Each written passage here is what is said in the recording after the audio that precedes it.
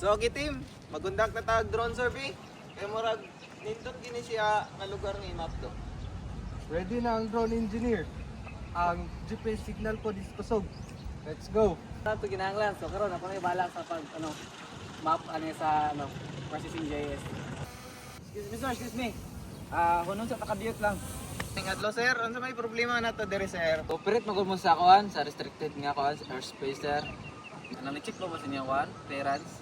Naman ako ang map sir, pero murag na ako'y nalimtan. Terus pwede nga lugar sa para sa government ka facility. Kailangan ni siya na special na facility. Tapos, kailangan siya mong coordinate sa local government para sa safety. Check it guys sir. Mao lagi mong problema lagi, wala na mong double check if verified ba ang kaning location. Paano ba kanang safety? Okay sir, guys, under sa civil aviation authority sa Philippines sir, tulo ka rules sir na no flying sa mga restricted mga zone unless na approval. Second is dapat always conduct pre-flight nga airspace check sir. Tapos secure dapat ang mga necessary nga mga papeles. So sir, like ang kaapugang local coordinates. Sakto sir, kanang safety and national security jud ang unahon nato sir.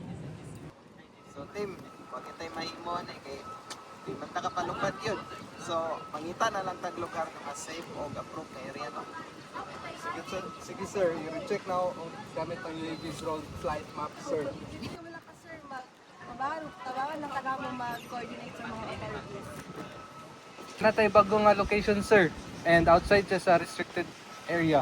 So proceed na ta sa atong operation.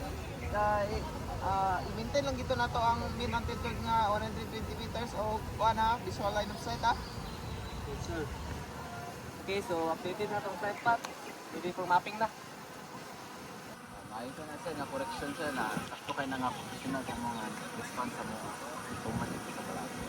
Salamat po kayo nako sir kay kailangan lagi sunod on, kailangan gid namo kung an gid ang mga taon dapat ipag-comply mo kung yung so naging din nato na sir. Salamat sir. Okay sir.